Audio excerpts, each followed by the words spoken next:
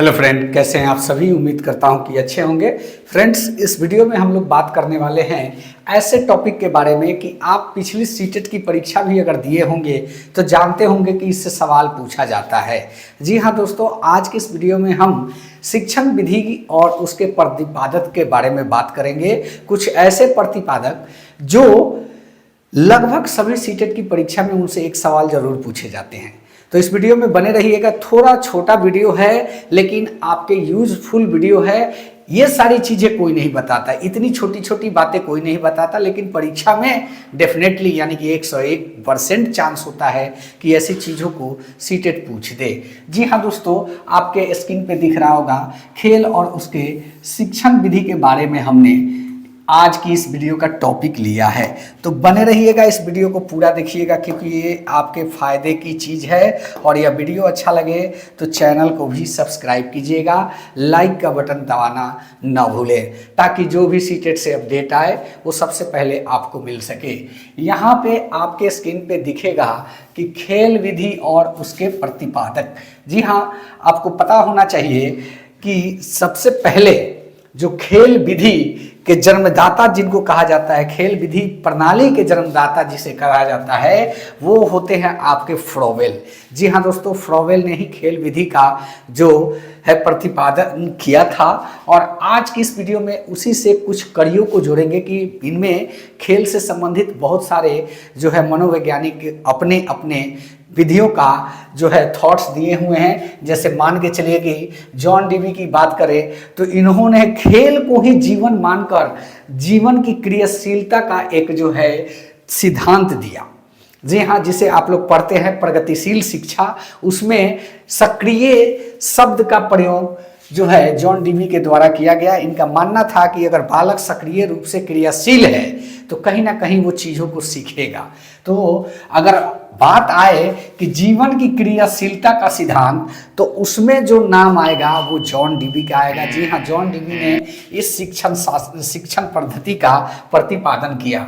शिक्षा के क्षेत्र में खेल प्रणाली जो है, खेल प्रणाली के जन्मदाता जिसे हम कहते हैं, वो होते हैं आपके फ्रोवेल। यह जो है प्राचीन खेल विधि के जनक माने जाते हैं। लेकिन अगर आधुनिक खेल विधि के जन्मदाता की बात करें, आधुनिक युग में खेल विधि के जन्मदाता की बात करें तो हेनरी कॉलवेल कुक का नाम आता है। यह पहला व्यक्ति था जिसने बालक को शिक्षा देने के लिए इस प्रणाली का प्रबल समर्थन किया। जी हाँ, और उसके बाद बात करेंगे कि बहुत सारी खेल विधियाँ उसके बाद आई, जैसे किंडरगार्टन आई, मॉन्टेसरी विधि आई, और उसके बाद ह्यूरिस्टिक विधि आई, प्रोजेक्ट विधि आई। तो बहुत सारे विधि आए, लेकिन उसके जन्मदाता के बारे में आपको जानना जरूरी है क्योंकि यही अगर आपसे पूछ देता है तो आप फंस जाएंगे। तो यहाँ पे हम बात करते हैं कि जो है आपके किंडरगार्टन पद्धति के जन्मदाता कौन है, कौन से शिक्षण शास्त्री है, कहाँ से बिलोंग करते हैं। तो ये जर्मन शिक्षण शास्त्री थे जिनका नाम था फ्रोवेल, और इन्हीं के द्वारा प्रतिपादित किया गया। यह पद्धति जो है बालक को खेल, गीत और उपहार के माध्यम से शिक्षा देने की बात करता है। और किंडरगार्टन शब्द का जो तात्पर्य है हिंदी में उत्थान कहते हैं। उद्यान मतलब कि एक बाग, बगीचा, पार्क कुछ भी कह सकते हैं। और बात करते हैं मॉन्टेसरी विधि। जी हाँ, इस पद्धति का जो है आविष्कार, स्थापना जिन्होंने किया था उनका नाम है इटली की डॉक्टर मरिया मॉन्टेसरी के नाम से जानी जाती हैं। और इन्हीं के द्वारा मॉन्टेसरी विधि इन्हीं के नाम पे है। इस पद्धति में बालक विभिन्न प्रकार के उपकरण से जो है खेल से संबंधित खेल कर अक्षर, अंकों और रेखा चित्र आदि का ज्ञान प्राप्त करते हैं। अब बात करते हैं ह्यूरिस्टिक विधि का। तो यह आर्मस्ट्रांग के द्वारा दिया हुआ विधि है। ह्यूरिस्टिक का मतलब होता है खोज, अन्वेषण। इसमें बालक को जो है प्रेरित किया जाता है खोजने के लिए, अन्वेषण करने के लिए।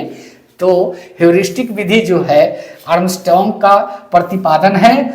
और इस विधि में बालक आराम से ही अनुसंधान, आविष्कार में लग जाते हैं। खोज अन्वेषण का मतलब ही आविष्कार होता है। तो कहीं ना कहीं बालक इस विधि के माध्यम से आविष्कार करने लगते हैं।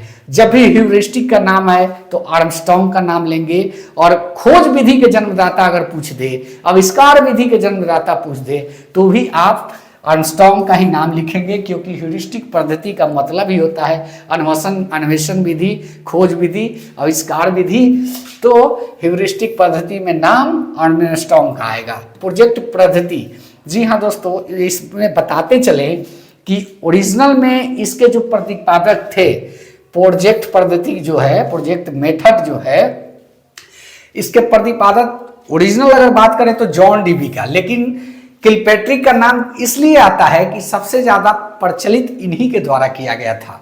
तो जब भी अगर प्रोजेक्ट विधि की बात की जाए तो आप किलपैट्रिक का ऑप्शन है तो किलपैट्रिक ही मारें, क्योंकि इन्होंने इस विधि का जो है बहुत ज़्यादा प्रचार किया, प्रोजेक्ट विधि का। इसलिए प्रोजेक्ट विधि के जन्मदाता के तौर पर या प्रतिपादक के तौर पर किलपैट्रिक को माना जाता है।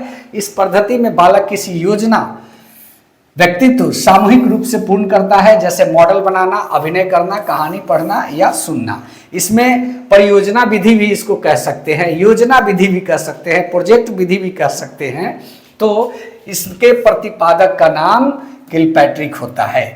हालांकि जॉन डीवी प्रोजेक्ट पद्धति का प्रतिपादक हैं, परंतु किलपैट्रिक द्वारा इसे ज्यादा प्रचलित करने के कारण इन्हें इस विधि का जनक माना जाता है। अगर प्रोजेक्ट विधि में जॉन डीवी का नाम है, किलपैट्रिक का नहीं है, तो जॉन डीवी मार सकते हैं। लेकिन अगर किलपैट्रिक का नाम है तो निश्चित रूप से किलपैट्रिक का नाम मारिए।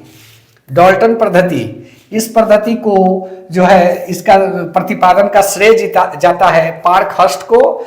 सामाजिकता, स्वतंत्रता तथा व्यक्तिगत इस विधि के 3 मुख्य अंग है। और बात करते हैं वहीं बाल्चर प्रणाली की, तो इस प्रणाली को विकसित करने का श्रेय पॉवेल को जाता है। जी हाँ दोस्तों, ये जितनी चीजें हम बता रहे हैं, इसमें से 2 क्वेश्चन आपको सीटेट में दिखने वाला है। तो यही, और उसके बाद एक प्रश्न की तरफ ध्यान करेंगे जो आपके परीक्षा में विगत वर्ष पूछा भी गया है। किसके बारे में? तो वही खेल विधि के जन्मदाता के बारे में, जैसा कि आप सभी जानते हैं। तो चलिए उस प्रश्न को भी लेते हैं, और यह वीडियो अच्छा लगा हो तो चैनल को जरूर सब्सक्राइब करें। यहाँ पे एक प्रश्न हमने लिया है जो पूछा गया है आपसे, वो ये प्रश्न है कि शिक्षा में फ्रॉवेल का महत्वपूर्ण योगदान था डैश का विकास में। किसका विकास में? व्यावसायिक स्कूल नहीं, पब्लिक स्कूल नहीं, लैटिन स्कूल नहीं, किंडरगार्टन पद्धति में महत्वपूर्ण योगदान है किसका? फ्रॉवेल का। तो यही दोस्तों इस वीडियो में, अगर एक बार में नहीं समझ में आया 2 बार देख ले, स्क्रीनशॉट मार ले, कॉपी में नोट डाउन कर ले, लेकिन इतना जरूर जान ले कि इससे आपका एक सवाल निश्चित रूप से सीटेट की परीक्षा में रहेगा ही रहेगा। अगर यह वीडियो अच्छा लगा है, चैनल को सब्सक्राइब करें। मिलते हैं नेक्स्ट वीडियो में। धन्यवाद। जय हिंद, वंदे मातरम।